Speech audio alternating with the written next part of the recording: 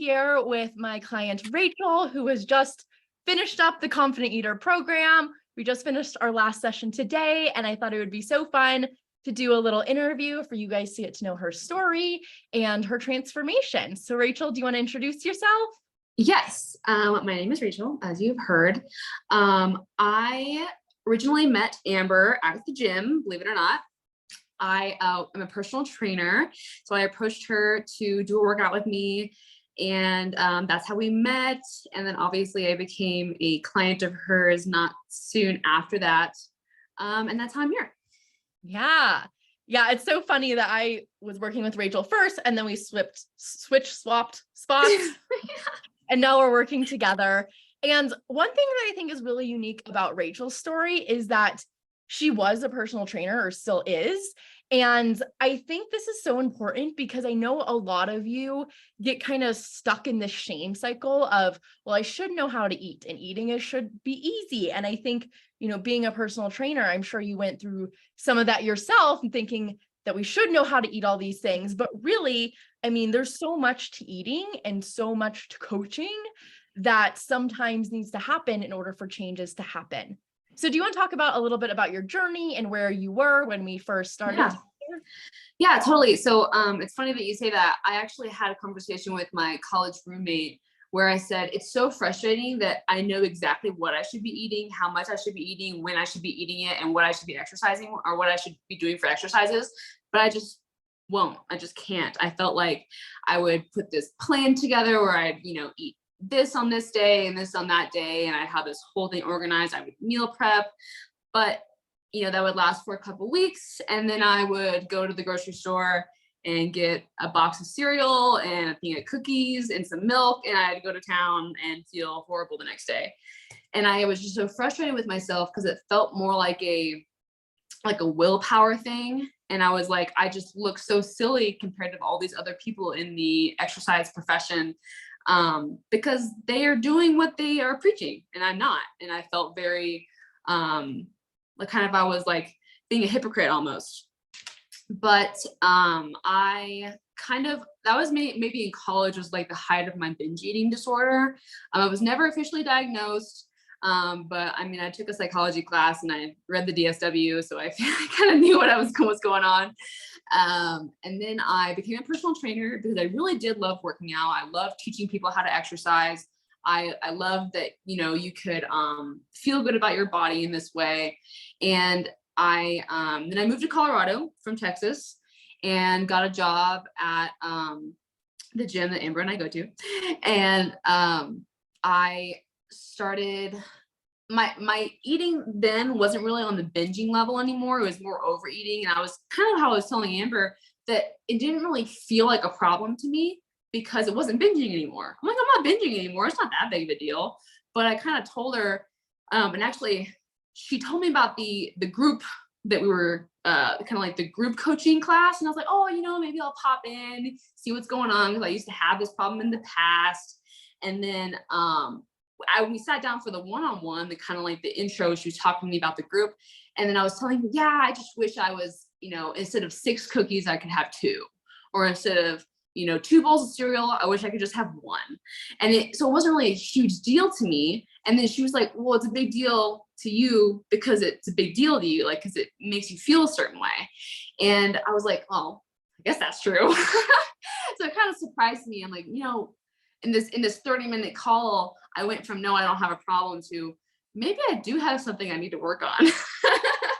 Yeah. And I think that experience is really common where people think it's not bad enough. Like, I'm not that bad. I'm not really like full binge eating. And that's something that happened to me is I did deal with some extreme binge eating, as I think you did too, but I landed in this like overeating space where I'm like, well, I know I don't like my relationship with food fully, but I don't feel like it's that bad. But I think people just need to hear sometimes that there is better out there and that you can up-level your eating habits to really your dreams and how you want to be eating. And you don't have to stay stuck in, well, this is good enough, I guess.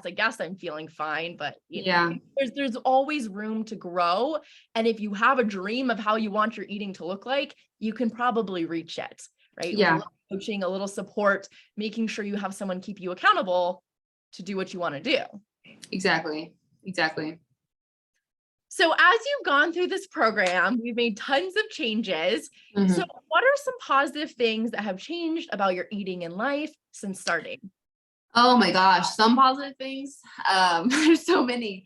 I think that, the biggest thing that I had to realize, and what you kind of taught me through this whole program, is that where I was not where I was going wrong per se was the thought about food, right? It's like I had this feeling that, every time I messed up, I just needed to be stricter. I was like, oh, I just need to reset and I need to just, never have a bowl of cereal ever again. And that's just how it's gonna work because I just can't control myself around cereal. And what helped, let me see, what helped, I think, in the beginning was knowing that restriction wasn't the answer and that you were thinking more like um I don't know. It's I it's think it's a lot of hard. your Go brain ahead. imagines restriction's going to help, right? It's going to Mhm. solve it. But what it really does is just get us further and deeper into the cycle. So as Yeah. we talked about, these thoughts of, well, I want to restrict, but then seeing where it actually leads us and we can see, Mhm. oh no, when we actually give ourselves permission to eat these foods and when we slip up and we just get right back to it, that's what actually Exactly. moves us forward, right? Yeah. And I think that the reason almost why it's hard for me to remember was because 6 months ago, like we had in our session today, is I felt like a different person. So when I look back and I'm like, oh, how was I doing back then? It's so different. I can't even comprehend. So I'm like, what did I do back then? And I think one of the best tools that you gave me in the beginning was to do the challenge of like having a little bit of food that I thought was like more of a trigger food with every meal. And it's like, so I was obsessed with like Oreos and cereal. And it's like, and the thought of having that at every single meal before my actual food helped me realize that food is just a food. It's very normal. It's like you can have a little bit then, a little bit there. And it's like at one point during that exercise, I didn't want it anymore. And then having the thought, wow, I don't want this food that I used to think I could never get enough of. It's just mind blowing. Right. People, when we start out with doing trigger foods, and if you're watching this and you're hearing, oh my gosh, I can never imagine eating that food every single day. I totally get how scary it is, but I do Mhm. it because it works. Because Yeah. when you start to realize these foods aren't going anywhere, all of Mhm. a sudden that desire to eat all of them all at once and then never eat them again, it goes away because it Yeah. becomes more a normal part of your life. And Yeah. I think about, if you were to eat 10 cookies on a Saturday versus one cookie every day, you'd Yeah. overall be eating less cookies. And that's an improvement. And you're healing your Yeah. relationship with food in that Yeah. process. It's almost comforting knowing, oh, I'm gonna have this again today, or I'm gonna have this again tomorrow, or I'm gonna have this again. And it's like, even though that might not be the end goal of having this every single day for the rest of your life, it helps you know that you can. And then if you can, it's like the next question is, do I want to? Mhm. Right? Which is the whole point of this program is, do I want to be eating this all the time, or do I want to be eating this much of it? Yeah, exactly. So tell me, we've improved our relationship with food, right? We're feeling awesome. And I love how you said, I don't even remember what I was like before. Yeah, I don't even remember. The amount we can accomplish in 6 months is truly Mhm. astonishing when we're talking with each other every single week for an hour. But Yeah. some other areas of your life that have improved from healing your relationship with food and going through this process. Totally. So I think that and it's crazy to think that whenever I first started this program, the biggest thing was, oh my God, I'm overeating. Like all I can think about is food. All I can think about it. And it's like now I'm like, yeah, I'm not overeating anymore. But like the biggest thing that has changed for me outside of food has been my presence in my life. We did this challenge where, because my big thing when I was eating was I was either watching TV, I was watching TikTok, I was having some sort of distraction while I was eating. And then one of your challenges to me was like, okay, well, how about you just eat and don't have any distraction? Or if you have to have something, read a book. And doing that was so hard in the beginning. It kind of made me question, like, am I addicted to TikTok? Because I could not eat without watching it, or eat without watching TV. So it took a good like 2 to 3 weeks for me to actually not do that. And then when I started not watching TikTok or not watching TV, I started realizing that I was doing those things even when I wasn't eating. And I was like, wow, I have to watch TV when I'm studying, or I have to watch TikTok whenever I'm, in the car at a stoplight, or whenever I'm walking down the hallway, or I'm walking my dog in the park. I'm like, I'm not being present in any of these moments. I'm always constantly distracting myself. So then I kind of challenged myself and I deleted TikTok, and I made it to where if I was walking my dog, I didn't even have headphones in, like I wouldn't listen to my podcasts, which is a little bit of an extreme, but I kind of really wanted to prove to myself that I could be present in these moments. And it really helped me understand that I wasn't experiencing life a lot. And then, like I mentioned to you today, so, I have a boyfriend, and we were watching TV a lot at dinner. And one night I said, how about we eat at the dinner table? Because I think at this point we lived here for 6 months and we had never ate at the dinner table.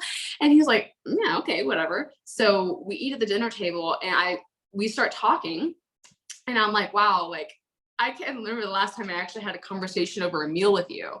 And we started having conversations that, I told Amber this, that we probably wouldn't have had if we were just watching TV. And that doesn't mean they were super deep or anything. And I think I mentioned that, like, one conversation was like, oh, where do you want to go on vacation next year? It's just like little things that, I feel like my relationship with him has even deepened because of this. So yeah. Yes, that's so awesome. It's so great to see all the other areas that healing our relationship with food and ourselves can impact. Yeah. So wrapping up, what would you tell someone who is on the fence about doing this program or working with me? Oh my gosh. I think that, I can't even put into words how life-changing it is. Like, I think that, I'm so glad that I found you when I'm 23, and that I feel like if I didn't have you, I would have gone through this cycle of just an unhealthy relationship with food for as long as until I found you.